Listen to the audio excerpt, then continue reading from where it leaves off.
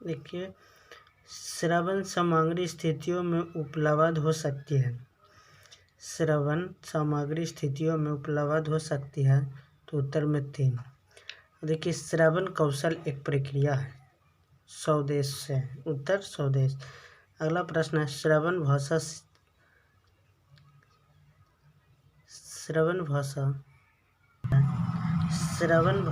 सीखने का सोपान है, तो प्रथम।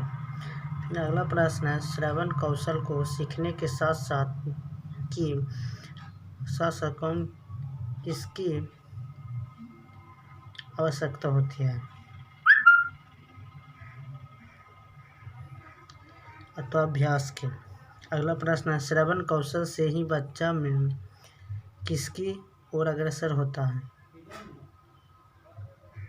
श्रवण कौशल से ही बच्चा में किसकी ओर अग्रसर होता है, तो फर्स्ट है मौखिक अभिव्यक्ति, सेकंड है पठन कौशल और लेखन कौशल, थर्ड में लेखन कौशल, तीनों। अगला प्रश्न है, फेस्टोलॉजी की रचनात्मक विधि में अक्षर ज्ञान में किसकी सहायता से करवाया जाता है।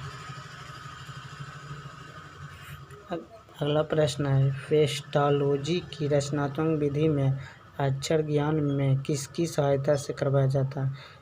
पृथक्करण, वर्गीकरण, स्पष्टीकरण, तीनों। अगला प्रश्न है, श्रवण कौशल में कितनी शक्तियाँ हैं समाहित है। श्रवण कौशल में कितनी शक्तियाँ समाहित है, तो उत्तर में एक शक्तियाँ। अगला प्रश्न, सुनने में किसका होना नितांत आवश्यक है। समझ होना जरूरी है। सुनने में किसका होना नितांत आवश्यक है, सुनने में, तो उत्तर में समझ होना जरूरी है। अगला प्रश्न है, अंतर्बोधन, धारण बोधन शक्तियाँ किसके अंतर्गत आती हैं, तो आंसर में श्रवण। अब देखिए, अगला प्रश्न है, रेडियो कैसा उपकरण है, तो श्रव्य उपकरण है। रेडियो कैसा उपकरण है, तो श्रव्य उपकरण है। अगला प्रश्न है, लेखन कौशल संबंधी विशेषताएं, तो लेखन कौशल का विशेषता है उत्तर में सुंदर लिखना, सेकंड में स्पष्ट लिखना, थर्ड में सुडौल लिखना, ये सब विशेषता है। अगला प्रश्न, भाषाई शिक्षण में किस सामग्रियों का प्रयोग सुनने हेतु किया जाता है, तो उत्तर में रेडियो, सेकंड में टेप रिकॉर्डर, थर्ड में ग्रामोफोन, ये तीनों द्वारा किया जाता है सामग्रियों का प्रयोग भाषीय शिक्षण में। अगला प्रश्न है, ध्वनि व्यवस्था लय स्वराघात। अगला प्रश्न है, ध्वनि व्यवस्था लय स्वराघात बल और विराम आदि का समुचित प्रयोग करते हुए भावों एवं विचारों को प्रकट करना ही है, तो उत्तर में अभिव्यक्ति। अगला प्रश्न, भाषा होनी चाहिए विषयानुकूल, उत्तर में विषयानुकूल अवसरानुरूप।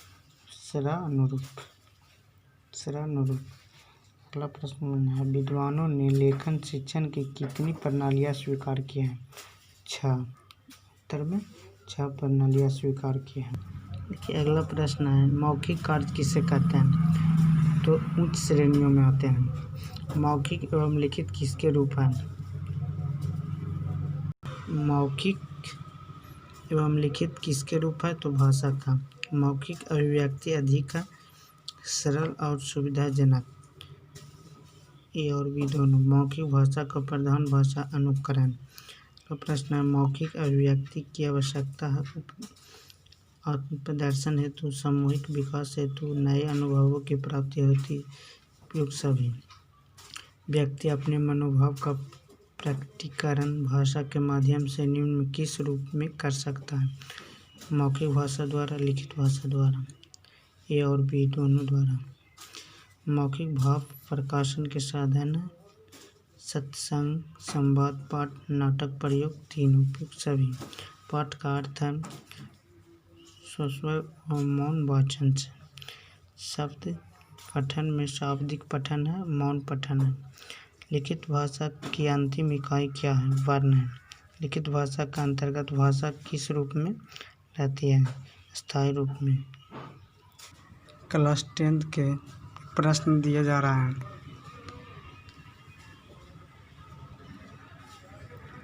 देखिए x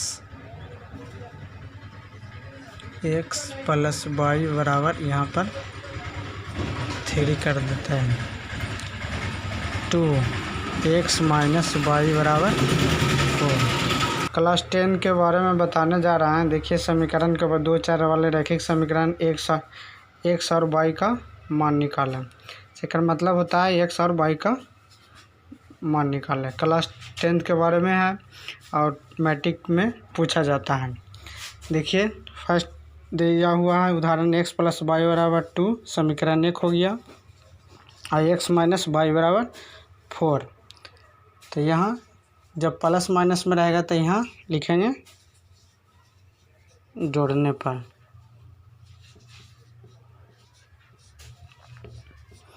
अब देखिए दोनों के x और y में दोनों के कोई के काट सकते हैं। जब x को काटेंगे तो यहाँ चेंज करना पड़ेगा, प्लस को माइनस में करना पड़ेगा। चलते हम x और y के काटते हैं। तो यहाँ प्लस में है, यहाँ माइनस में है। चलते यहाँ जोड़ने पर लिखे हैं, ये y को काट दिए। अब x कितना हो जाएगा, यहाँ पर 2x हो जाएगा। अभी ख़त्म हो गया, 4 2 6 हो जाएगा। अब यहाँ x बराबर 6 इधर गुना में इस साइड आके भागम हो जाता है, काट दीजिए तो द्वितीय 6। x बराबर वैल्यू हो गया, निकल गया कितना 3 निकल गया। अब x का मान, x का जो वैल्यू निकला है वहाँ लिखेंगे x का मान समीकरण 1 में रखने पर, समीकरण 1 में रखने पर। अब देखिए अब समीकरण 1 ऊपर वाला उतार देंगे, यहाँ वाला जो समीकरण 1 x प्लस वाई बराबर 2, समीकरण 1 उतार दिए।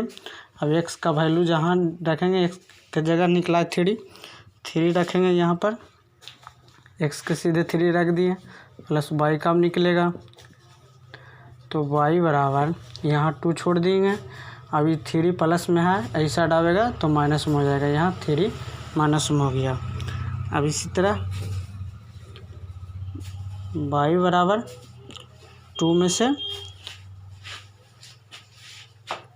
3 में से 2 गया तो माइनस में बचेगा।